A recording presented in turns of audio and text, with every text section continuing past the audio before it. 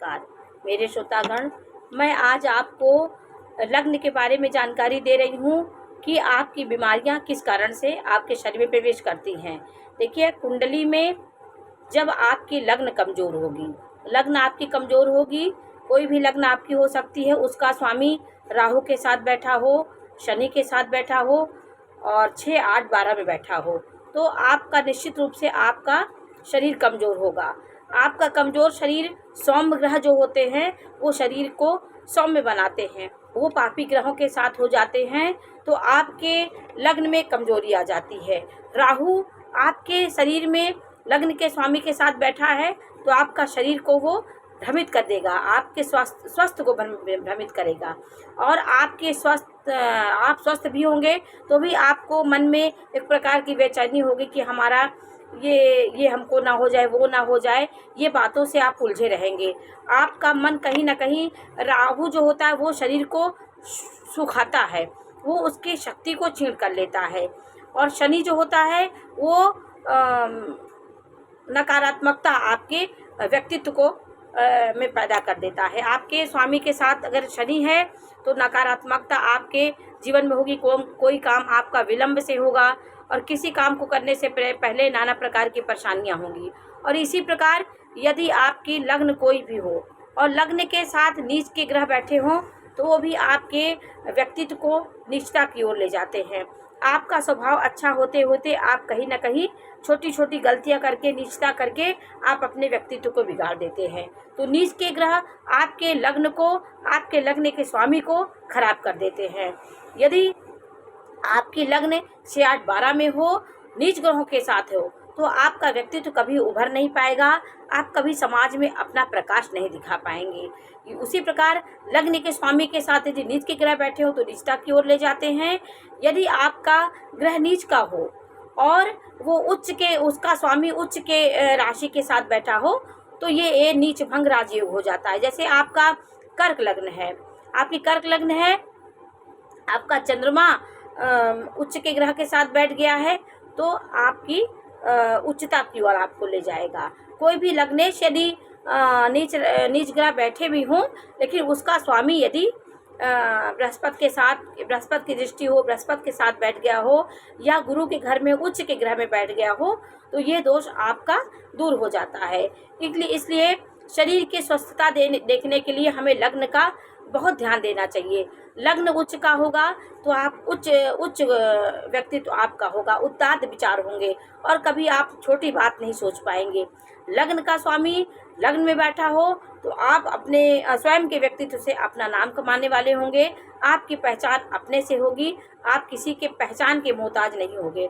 स्वयं से आपका व्यक्तित्व ऐसा होगा कि आप समाज में जाने जाएंगे। और यदि लग्न का स्वामी दशम भाव में बैठा हो तो यह एक पिलर होता है, दशम भाव बहुत मजबूत होता है।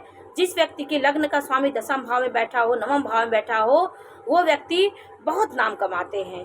अपने उनके अंदर कोई अलग विशेषता होगी, विशेष बुद्धि होगी और विशेष कला होगी, विशेष एक भगवान ने उनको गुण दे के भेजा हुआ है, उससे अपनी ख्याति वो समाज में पहचान उनकी बन जाएगी। तो लग्न के स्वामी से आपके शारीरिक सौष्ठव का पता चलता है। शुभ ग्रहों की दृष्टि आपको शुभता प्रदान करते हैं, उसी प्रकार के नीच के ग्रह नीचता की ओर ले जाते हैं। राहु भ्रमित करता है।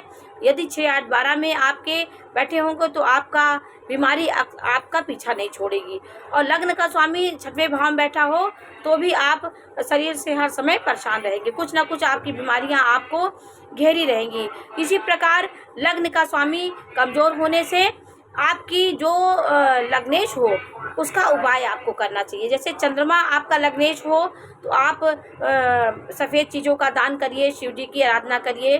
मंगल यदि आपका कमज़ोर है तो लाल चीज़ों का आप दान करिए, हनुमान मंदिर में जा कर के उनको लाल मोतीचूर का लड्डू चढ़ाइए, उनको चोला चढ़ाइए, लाल झंडा चढ़ाइए मंदिर में, तो और सुंदर कांड का पाठ करिए।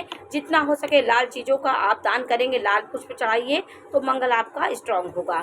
उसी प्रकार आपका लग्नेश यदि बृहस्पति है तो बृहस्पति से संबंधित, बृहस्पति जैसे आपका धनु लग्न है, मीन लग्न है और इसका स्वामी नीच का है और 6, 8, 12 में है तो आप लग्न से संबंधित जो लग्न के स्वामी है उससे संबंधित आप उपाय कर सकते हैं। बृहस्पति है तो आप पीली चीज़ों का दान दीजिए, ब्राह्मणों का आशीर्वाद लीजिए, गुरुओं के चरण स्पर्श करिए और मंदिर में आपको चने की दाल, गुड़ और पीला वस्त्र दान करना चाहिए। केले के वृक्ष की जितनी आप पूजा करेंगे उतना बृहस्पति आपका मजबूत होगा। केले के वृक्ष में पीला वस्त्र, कोई भी पीला छोटा वस्त्र उसको बांधें और हल्दी मिला जल उसमें समर्पित करें बृहस्पतिवार के दिन। तो ये सब काम करने से आपका बृहस्पति मजबूत होगा। और केले की जड़ को आप पीले कपड़े में बांध के अपने बाजू में कहीं पर उसको आप बांध लेंगे। हल्दी की गांठ को भी बांध सकते हैं, ये भी आपके गुरु के बल को बढ़ाएगा। तो ये सब चीज़ें गुरु की शक्ति को बढ़ाने वाली चीज़ें हैं। आप जितना गुरु के संपर्क में होंगे उतना आपका गुरु मजबूत होगा। बुध आपका कमज़ोर है तो आप, जैसे आपकी लग्न मिथुन लग्न है, कन्या लग्न है, इसका स्वामी 6, 8, 12 में बैठा हो तो आप बुध से संबंधित उपाय करिए। गणेश जी की आराधना करिए, हरे चारा गाय को खिलाइए। आपको कहीं भी तोता मिले तो तोता को आप खरीद लीजिए, उसको उड़ा दीजिए। ये हरी हरी जितनी चीज़ें होती वो बुध से संबंधित रहती हैं। मूंग की दाल, गुड़ और 5 बेलपत्र ले करके आप गणेश भगवान को चढ़ाइए। इससे आपकी जो शरीर की रुग्णता होती है और शरीर की अस्वस्थता होती है ये आपकी दूर होगी। वो सोमवार की अष्टमी जब पड़ती है तो आप उसको कर सकते हैं। तो ये सब चीज़ें आपके जीवन में उस जो ग्रह कमज़ोर हैं उसकी पावर को बढ़ाएंगे। आपका शनि कमज़ोर है तो आप काली चीज़ों का ध्यान दें। जैसे आपका मकर लग्न है, मकर लग्न है, कुंभ लग्न है, तो आपको आपका स्वामी शनि हुआ।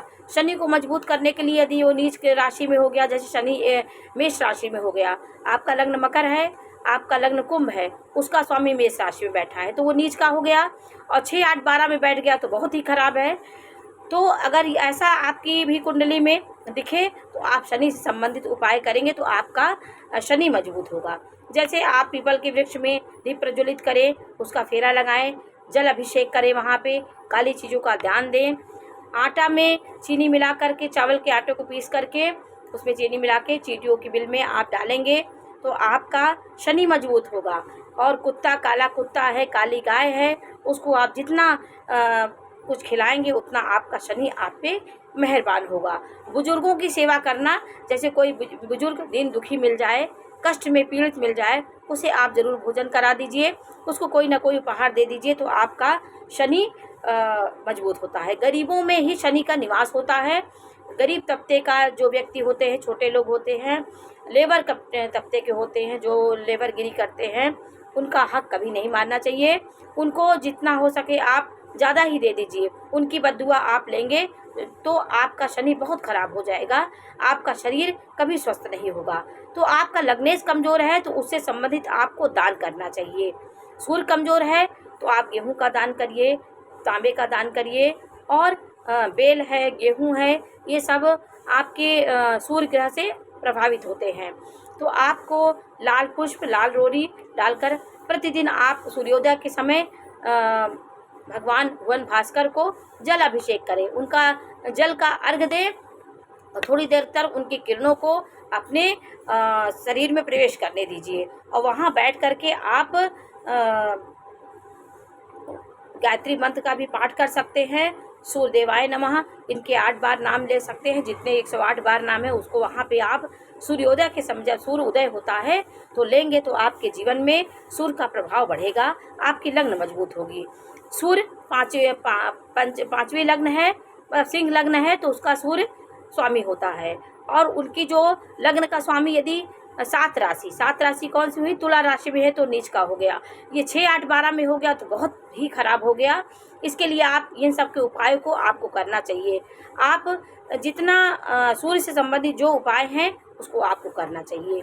ये सब चीज़ें, और बुजुर्गों की, पिता से जितना आप करीब में रहेंगे उतना आपका सूर्य मजबूत होगा।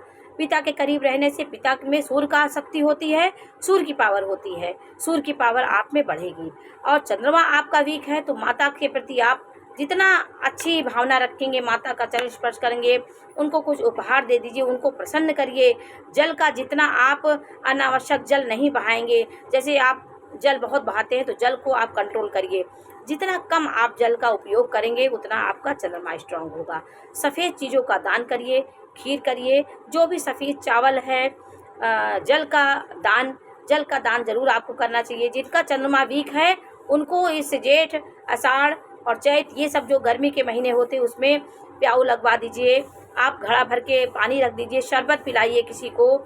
ये सब आप करेंगे तो आपका चंद्रमा मजबूत होगा। तो ये ग्रहों के जो होते हैं, उनके जो संबंधित उपाय होते हैं, उनको करके आप अपने लग्न को मजबूत करते हैं। और यदि छोटा बच्चा होता है, उसकी लग्न कमज़ोर है, तो वो ये सब उपाय नहीं कर सकता है, उसके लिए आपको करना पड़ेगा। आप उसके माता पिता हैं तो बच्चा बीमार है तो आपको जो लग्न उसकी है उस लग्न से संबंधित आपको उपाय करना चाहिए। उपाय करेंगे तो बच्चा स्वस्थ होगा और धीरे धीरे उसकी स्वस्थता उसमें आएगी। और आपको बच्चे का मुख दिखा करके, सरसों के तेल में उसे दिखा करके आप उसको दान दीजिए, आपका बच्चा स्वस्थ होगा। और आपको केतु अगर ग्रह, उसको महादशा चल रही है, केतु की दशा चल रही है, अंतर्दशा चल रही है, केतु खराब है, तो कुत्ते को दूध पिलाइए। बच्चे के ऊपर से 7 बार दूध उतार करके कुत्ते को आप शनिवार के दिन जरूर पिलाइए। काले कुत्ता मिल जाए तो बहुत अच्छा है, नहीं तो कोई भी कुत्ता आप उसको पिला सकते हैं। और बच्चा बहुत बीमार है तो उसके ऊपर से आप आटे की दीपक बनाइए और उसमें चार कोना बना करके 4 दीप वाला बाती बना करके उसमें तेल भर लीजिए, सरसों का तेल और थोड़ा सा तिल का तेल मिला करके उसके ऊपर से 7 बार वार करके बाहर जाके अपने चौखट के बाहर उसको जला दीजिए। वो भी आपके स्वस्थ होंगे। वे शनिवार को भी कर सकते हैं, किसी दिन भी आप कर सकते हैं। एक नारियल ले करके आपका बच्चा, उसको उतार करके आप किसी मंदिर में रख दीजिए। उसके बच्चा रुग्ण है तो उसके पलंग के नीचे जहाँ बच्चा है उसे नीचे एक जल भर करके उसमें नमक डाल कर रखिए। उसके पास फिटकिरी रखिए और कपूर रखिए और काला नमक, जो भी नमक खड़ा है उसको उसके रूम में रहने चाहिए। ये सब नेगेटिव ऊर्जा को भगाने वाले पदार्थ होते हैं, जिससे हमें सकारात्मकता मिलती है और बीमारी हमारी दूर होती है। बीमारी हमारी नेगेटिव ऊर्जा हमारे शरीर में ज़्यादा आ जाती है, इसलिए हमारी बीमारियां बढ़ने लगती हैं। जितनी हम सकारात्मक सोच रखेंगे, जितना हम इन चीज़ों उपायों को अपने घर में करेंगे, उतना हमारा घर शुद्ध होगा, वातावरण शुद्ध होगा। कपूर का और लौंग का आप प्रतिदिन सुबह शाम आपको सोते समय लौंग और कपूर जला के सोना चाहिए। बच्चे के कमरे में लौंग और कपूर प्रज्वलित करके ये सब रखिए आप। उसके कमरे में शुद्ध वातावरण होना चाहिए, खिड़कियां खुली होनी चाहिए। बच्चे के कमरे में उदासी का चिन्ह नहीं होना चाहिए। जैसे आप डूबते सूर्य का फोटो न लगाइए, हिंसक पशु का चिन्ह न लगाइए और उदास कोई व्यक्ति का चिन्ह अपने बेडरूम में नहीं होना चाहिए। जहाँ बच्चा है वहाँ हंसते खिलाते कोई झरने का चिन्ह होना चाहिए, आपके फुलवारी का चिन्ह होना चाहिए। ऐसे आप फोटो लगा सकते हैं। तो आपके इन सब चीज़ करने से आपके शरीर आपका प्रफुल्लित होगा। तो आज मैंने आपको लग्न कमज़ोर हो तो क्या करना चाहिए इस बारे में जानकारी दी। लग्न कमज़ोर होने से आपके स्वास्थ्य ज़रूर खराब होगा। तो आज मैंने आपको लग्न के बारे में जानकारी दी। आपका स्वास्थ्य क्यों खराब होता है, लग्न की कमजोरी से आपका स्वास्थ्य खराब होता है, इनके उपाय के बारे में मैंने आपको जानकारी दी। ये जानकारी आपको कैसी लगी हमें अवश्य बताइए। चैनल को लाइक करिए, सब्सक्राइब करिए। मैं प्रत्येक भाव के बारे में आपको इसी प्रकार की जानकारी दूंगी कि आपका धन नहीं बच रहा है तो आपको क्या करना चाहिए, किस उपाय करने से आपका ये सब होता है। तो आज मैंने इसकी जानकारी दी। आपको जानकारी कैसी लगी हमें अवश्य बताइए। चैनल को लाइक करिए, सब्सक्राइब करिए। मैं इसी प्रकार की जानकारी देती रहूँगी। नमस्कार।